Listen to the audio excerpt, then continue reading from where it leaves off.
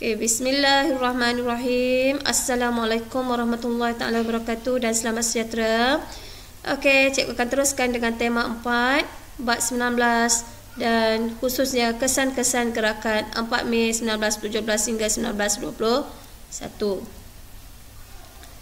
Okey, apa yang penting sekarang ini apabila anda menonton video cikgu, anda akan dapat menjelaskan sekurang-kurangnya 4 kesan gerakan 4 Mei.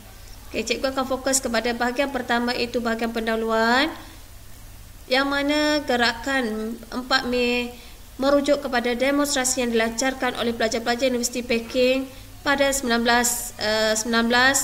Gerakan ini merupakan kebangkitan nasionalisme rakyat Cina terhadap kegiatan imperialisme yang ditekankan ke atas mereka.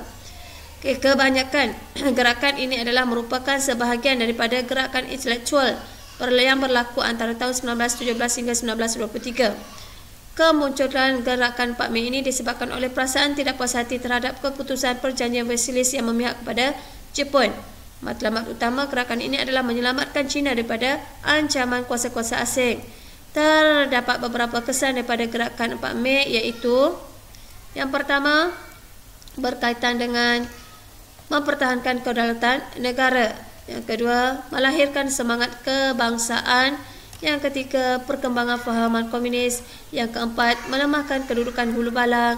Yang kelima, mengukuhkan kedudukan kaum Mintang. Dan yang terakhir, kemunculan gerakan kebudayaan baru. Ini ada 6 semua sekali. Anda boleh pilih yang mana anda rasa senang, dan juga perlu diingat anda kena baca ke semua sekali kesan-kesan gerakan 4 Mei 1919. Okey, yang pertama, isi yang pertama adalah mempertahankan kedaulatan negara. Gerakan 4 Mei yang dilancarkan oleh golongan pelajar adalah untuk mempertahankan kedaulatan China daripada pencerobohan kuasa asing. Kemudian, ekoran daripada tekanan yang diberikan oleh golongan pelajar, kerajaan China membuat keputusan untuk menolak perjanjian Versailles.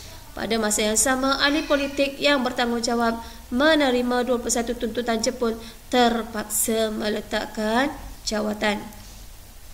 Secara tidak langsung, Jepun juga bersetuju untuk menarik diri daripada wilayah Shantung dalam persidangan Washington 1921 hingga 1922 yang diadakan. Okey, ini adalah wilayah Shantung. Ini ya, bawah ni.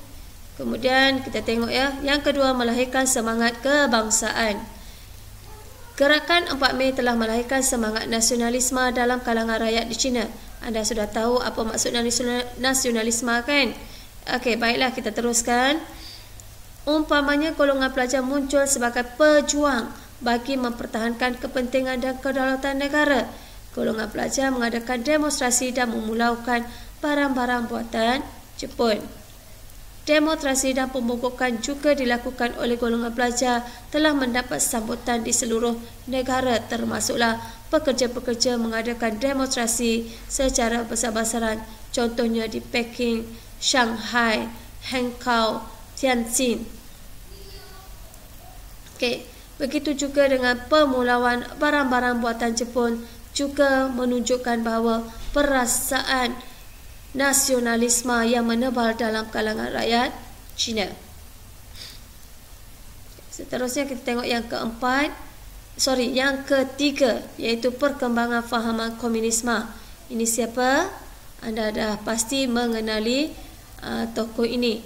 Tokoh inilah yang membawa kepada penularan fahaman komunis di China sebab fahamannya. Okay, baiklah, tengok ya. Di samping itu, gerakan 4 Mei meletakkan asas fahaman komunis yang mulai bertapak dan mempengaruhi pelajar-pelajar daripada Universiti Peking. Perkembangan fahaman komunis dalam kalangan pelajar terselah apabila pertubuhan pengajian Marxism telah ditubuhkan di Universiti Peking oleh Li Ta-chao pada tahun 1918.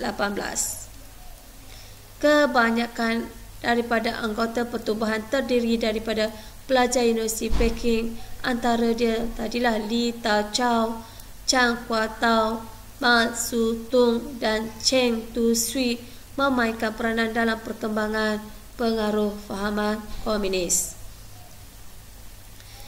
Kefahaman komunis mulai bertambah kukuh apabila Parti Komunis Cina ditubuhkan oleh Chen Tu-sui dan Li Ta-chao pada tahun 1921.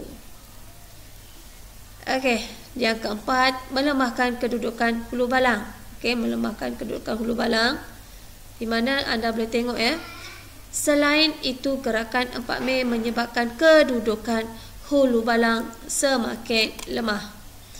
Tambahan pula, golongan pelajar menyalahkan Hulu Balang kerana gagal mempertahankan kepentingan Cina dalam perjanjian Versailles. Okay. Kabinet juga terpaksa dibubarkan ekoran desakan orang ramai. Okey, baiklah. Kita tengok yang keenam, mengukuhkan kedudukan Kuomintang. Gerakan 4 Mei 1919 juga menyebabkan kedudukan Kuomintang menjadi semakin kukuh. Rakyat memberi sokongan kepada Kuomintang yang berjuang untuk menyatukan Cina. Malah, gerakan 4 Mei memberikan dorongan kepada Dr. Sun Yat-sen untuk mengukuhkan kuasa di Cina. Akhirnya, Kuomintang juga berjaya membentuk kerajaan baru di Nanking pada tahun 1928.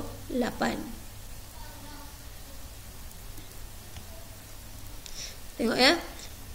Okey, kita tengok.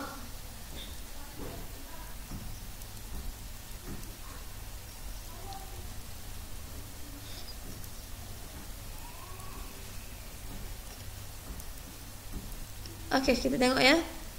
Ni soalan-soalan ya, soalan-soalan di mana sebelum ini cikgu pernah jelaskan tentang faktor-faktor tercetusnya gerakan 4 Mei di China pada abad ke-20. Dan akhir sekali kita tengok ya, pada hari ini berkaitan dengan kesan, jelaskan kesan-kesan akibat tercetus gerakan 4 Mei di China pada abad ke-20. Okey, baiklah, sebagai kesimpulan. Okey, kesimpulan tak nampak lah. Okey, baiklah. Okey, tadi cikgu minta maaf ya. Yang kelima adalah berkaitan dengan mengukuhkan kedudukan Kuomintang.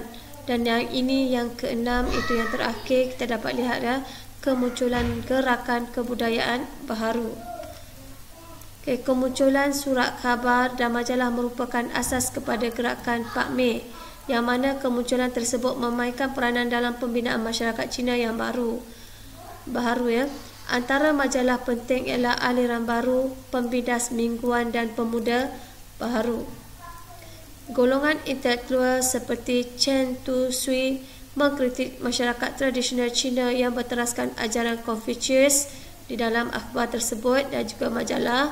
Malah golongan ini menyokong pembinaan negara bangsa moden berteraskan sains dan ideologi barat. Okey, baiklah. Akhir sekali kesimpulan ya. Sebagai kesimpulannya, gerakan 4 Mei ini telah menaikkan semangat nasionalisme bangsa Cina ke tahap yang sangat tinggi berbanding zaman-zaman lain. Masyarakat di China mulai amat sensitif terhadap sebarang pembentukan penekanan yang berunsurkan imperialisme yang dikenakan oleh kuasa-kuasa asing ke atas bangsa dan negara China. Okey, sumber rujukan cikgu ya. Anda boleh rujuk juga mana-mana blog ataupun YouTube ya yang dibuat oleh cikgu-cikgu. Anda boleh supaya anda membuat ulang kaji pada musim cuti sekolah. Okey, baiklah. Cikgu sudahi dengan wabillahi taufik wa hidayah.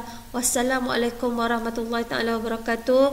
Cikgu sudahi dengan ucapan sekian terima kasih dan jangan lupa kongsikan ilmu ini agar anda beroleh kejayaan dalam STPM.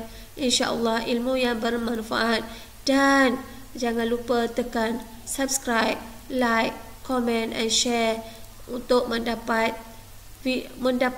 video yang terbaru daripada cikgu. Yang paling penting tekan loceng. Okay, bye-bye.